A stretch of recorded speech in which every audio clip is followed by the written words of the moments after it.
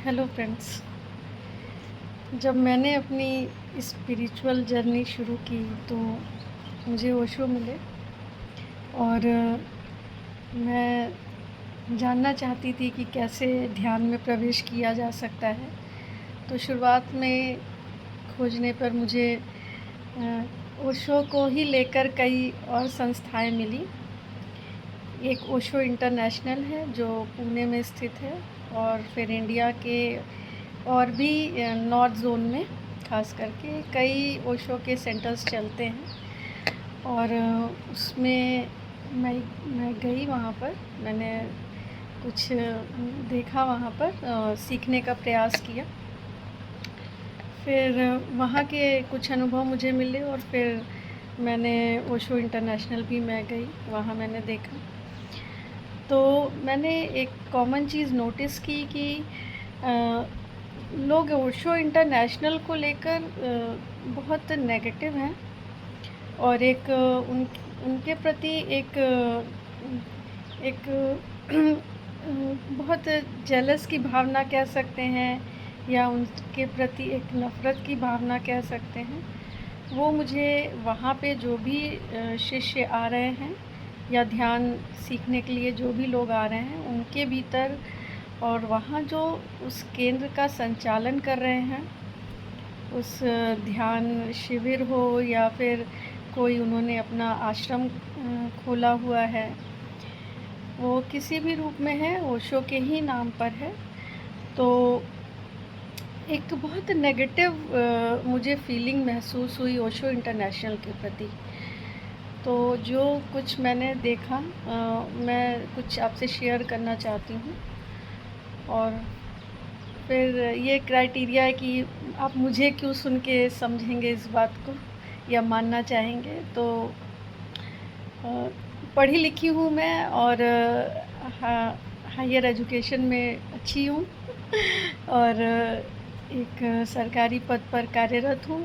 समाज में ठीक ठाक इज़्ज़त है, और इंटेलेक्चुअली भी पढ़ाई लिखाई हमेशा से शौक़ रहा है, और मान प्रतिष्ठा के साथ जीवन का निर्वाह कर रही हूँ। तो एक छोटा सा क्राइटेरिया आप ले सकते हैं मुझे देखकर, तो आप समझ सकते हैं कि मेरी कुछ तो समझ होगी कि मैं कंपैरेटिवली मैं देख पाऊँ चीज़ों को। तो मैंने कोशिश की है कि मैं थोड़ा नहीं, पूर्ण तटस्थ होकर अपनी बात को कह सकूं और आप तक पहुंचा सकूं कि क्या रियलिटी मुझे दिखाई देती है। तो ओशो इंटरनेशनल के प्रति जो एक नफ़रत का भाव दिखाई देता है, वो मुझे समझ नहीं आता, मुझे अपील नहीं करता है। मेरा जो अनुभव रहा, ओशो इंटरनेशनल में ज़्यादातर इंडियंस आते हैं। वहाँ जो मेडिटेशन कराए जाते हैं, वो हिंदी इंग्लिश बोथ इंस्ट्रक्शन दिए जाते हैं, बोथ लैंग्वेजेस में इंस्ट्रक्शंस मिलते हैं हमें, और आपकी सुविधा के अनुसार वो हिंदी में और विस्तृत रूप में समझाते हैं। और वहाँ पर हिंदी इंग्लिश दोनों तरह का म्यूज़िक बजता है। जो भी उनके डांस के सेलिब्रेशन होते हैं, वहाँ पर बाकायदा हिंदी का प्रयोग, हिंदी गानों का, इंग्लिश गानों का, हर तरह के गानों का और म्यूज़िक का प्रयोग किया जाता है। तो म्यूज़िक में Indian music, western music both are used.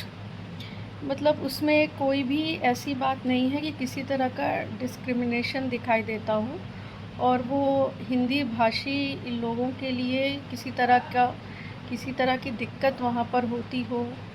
और रही इंटरैक्शन की बात, सारी फैसिलिटीज़ की बात, तो सबके लिए बिल्कुल समान रूप से, टॉप टू बॉटम बिल्कुल समान रूप से सारी चीज़ें वहाँ पे अवेलेबल हैं। वहाँ पे किसी भी तरह का भेदभाव नहीं दिखाई देता है कि अगर आप इंडियन हैं तो आप ये नहीं कर सकते हैं। इनफैक्ट वहाँ पे इंडियंस के लिए आधी फ़ीस रखी गई है एक दिन का मेडिटेशन को लेकर, या जो भी कोर्स आप करना चाहते हैं।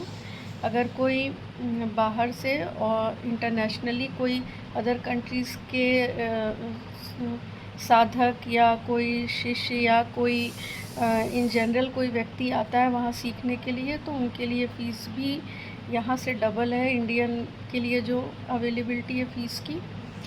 तो खाना तो सबके लिए समान है, खाने का जो दाम है वो अच्छा खासा है। तो इसमें इस तरह की इंडियंस और इसके साथ किसी भी प्रकार का भेदभाव दिखाई नहीं दिया मुझे।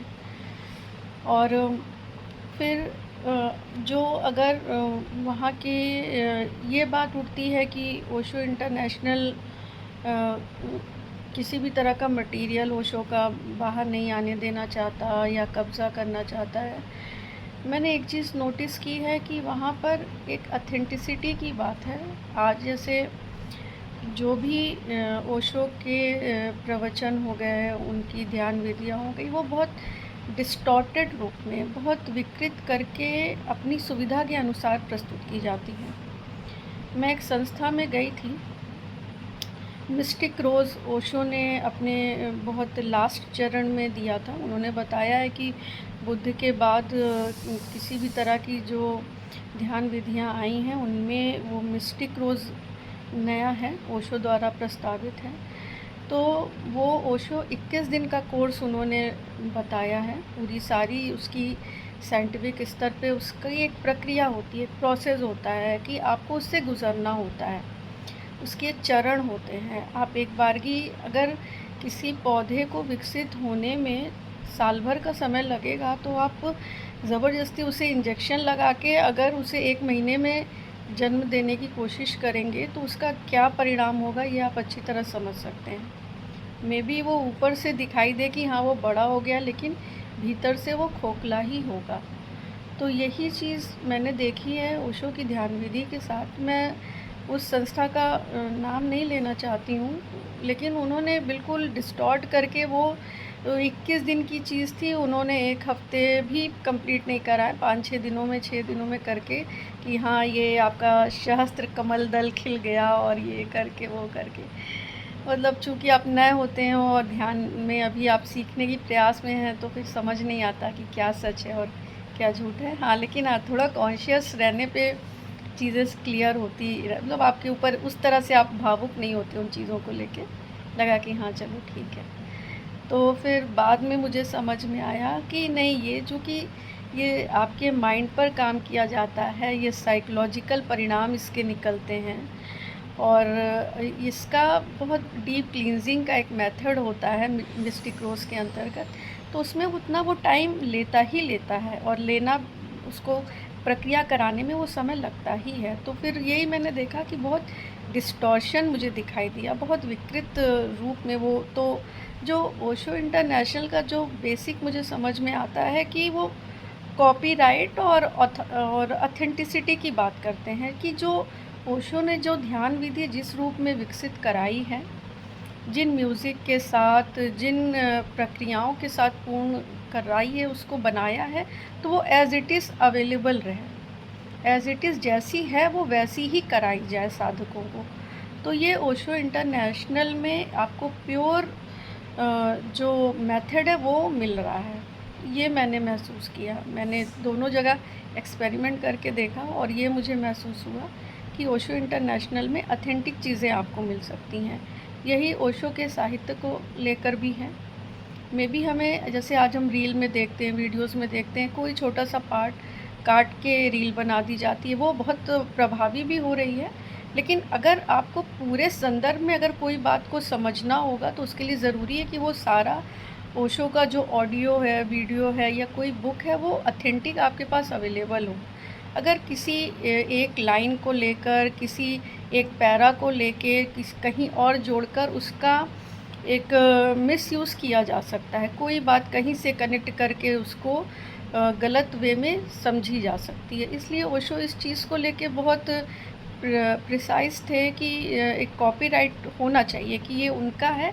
और वो हमेशा कहते थे कि मैंने कोई बात कही है, तो किस कॉन्टेक्स्ट में कही है, किस संदर्भ में कही है, ये देखा जाना सबसे ज़्यादा ज़रूरी है।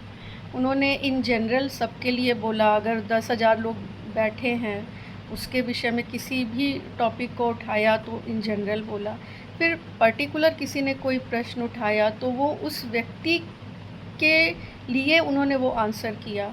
तो ये देखने की बात है, ये समझने की बात है कि वो जिस व्यक्ति के लिए था वो आंसर, मे बी वो सेम फीलिंग के कारण बहुत लोगों के लिए उपयोगी हो, लेकिन तत्कालीन परिस्थिति में कोई व्यक्ति अपनी व्यक्तिगत समस्याओं से प्रेरित होकर कोई प्रश्न पूछ रहा है और ओशो उसे एड्रेस करके वो आंसर दे रहे हैं।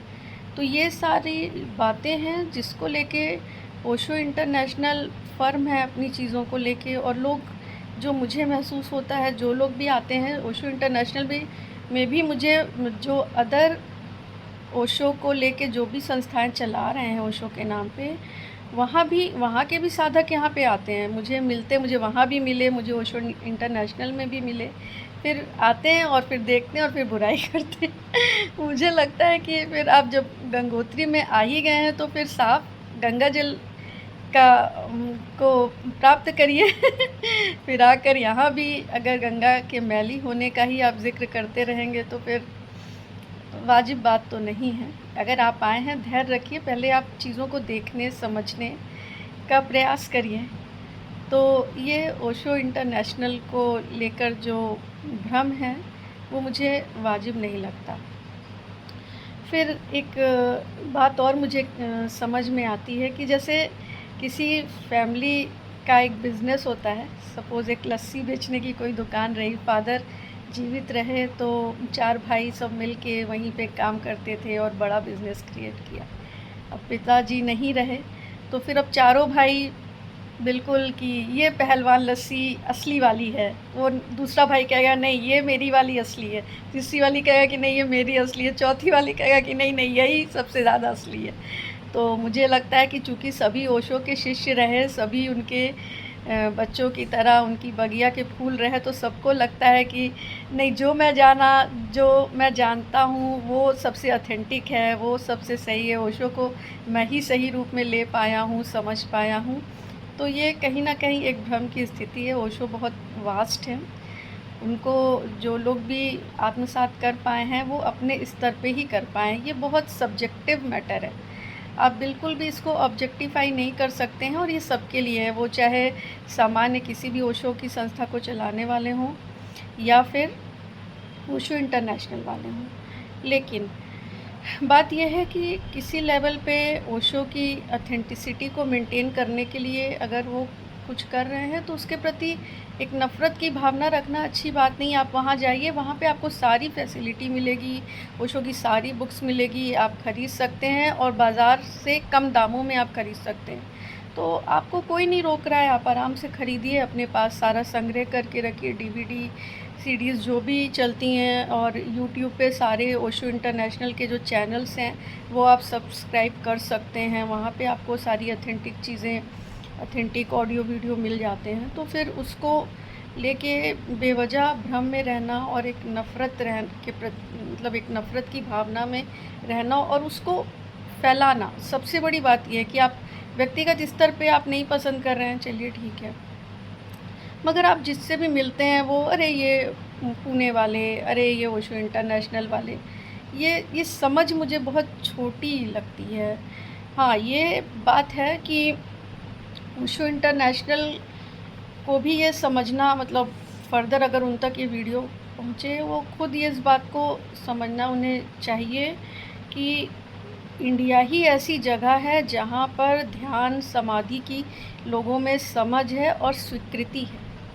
आपको पता ही होगा, जो भी ओशो के फॉलोवर हैं, कि जब ओशो अमेरिका में जो भी ओरेगॉन में हुआ, फिर उसके ओरेगॉन में सॉरी, और फिर उसको लेके 12 कंट्रीज़ ऐसी रहीं जहाँ पे ओशो को नहीं रहने दिया गया। बस वो आए और फिर उन्हें कि बस यहाँ पर रह नहीं सकते हैं।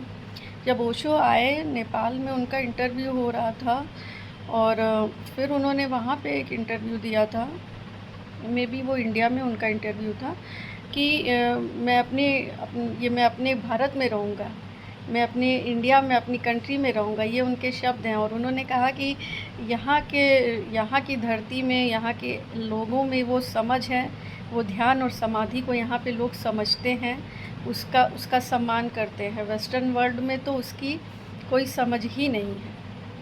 तो ये ओशो इंटरनेशनल के लिए भी समझदारी की बात होगी अगर वो इस चीज़ को समझ पाएँ और स्वीकार कर पाएँ, क्योंकि वेस्टर्न वर्ल्ड में यहूदी धर्म, जुडाइज़म, सेकेंडली क्रिश्चियनिटी, और फिर मिडिल ईस्ट में इस्लाम, बहुत कुछ ये सब ऐसे इस धर्म हैं जहाँ पर ध्यान और समाधि का कोई कॉन्सेप्ट नहीं है।